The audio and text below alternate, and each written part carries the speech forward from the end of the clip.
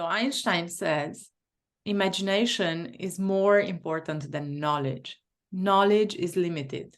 Imagination encircles the world. What do you say about that? There's a saying. I don't know if it's just in Arabic or not, but let me translate it. If you want to help someone that is in need, for example, of food or of resources, then don't give them the money or give them the food. Help them to fish, teach them to fish. And that's what comes to mind, because then you're giving them a gift for a lifetime, because then they will fish and they will bring in their own food and they will be empowered, the skill that will last for them a lifetime, as opposed to giving them just something that is momentary. And I feel like even with children, they're working on a puzzle or working on solving something. It's not about doing that puzzle or building that Lego or that specific game or toy or activity, but it's giving the tools and the skills, the imagination, the creativity to be able to replicate this in so many other things. Yeah, that's what comes up for me. Mm-hmm. It's funny, the first workplace that I had was an NGO, and this was exactly what we lived by. Teach the men to fish, not to give the fish, not just give the fish, because then you help them for a lifetime. I went to Maria Montessori and to what she was doing and talking about when it came to the imagination and to the senses. Like, she really filtered this out. And when you start teaching the really young child, she teaches to focus on one thing at a time. For instance, one sense of a time at a time. And not to bring this mix that we now have so much, unfortunately. Like when I give them a toy, it also has different colors, different sounds, different textures, and it's all mixed there, and nothing stands out. And she emphasizes exactly this, that you first teach them by helping something to stand out. Like when she teaches, I don't know, the height, for instance, only the height changes. The color, the texture, everything stays the same within the material, for instance. And then the child can observe clearly just the height changes, and it's not misled by everything else that changes. Yeah, this is just one example. And why do I bring this up? Because she says it's like teaching children the alphabet, not the words in the dictionary. With the alphabet, it's just 20-something letters.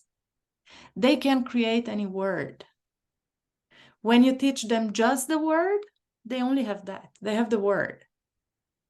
But when you teach them the alphabet, you actually give them a tool of creating any word that they want.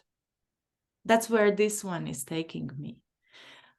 And I'm also into this, that we give them from a very early age books, for instance, with so much fantasy and so much of the adult's imagination, instead of giving them the reality, of teaching them the reality, and then allowing them to work with that as their imagination unfolds.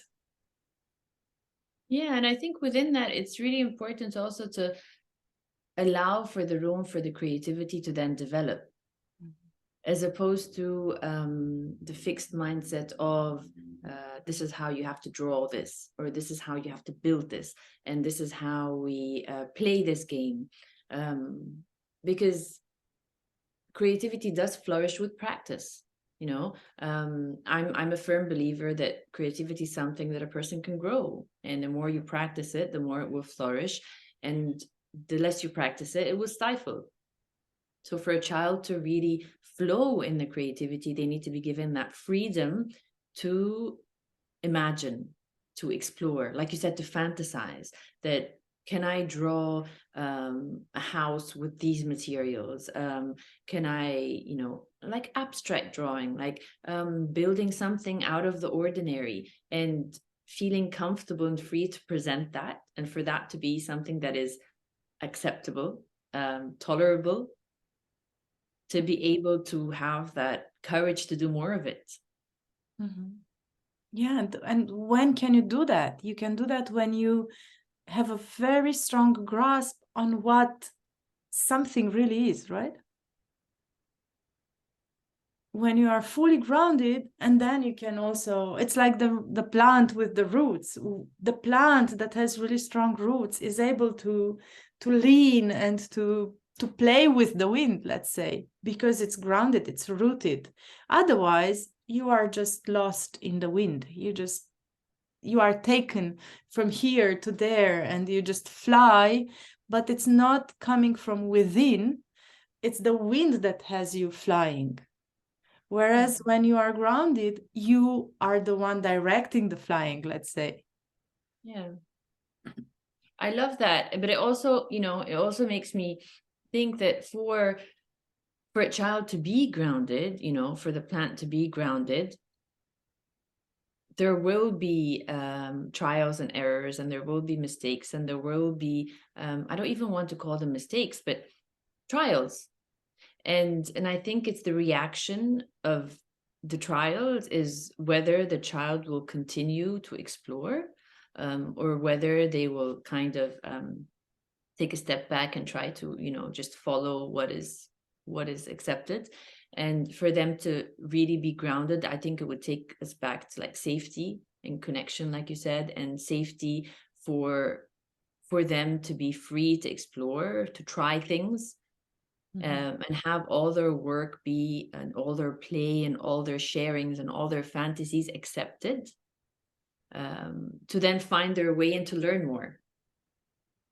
Yeah, and this brings me to attachment.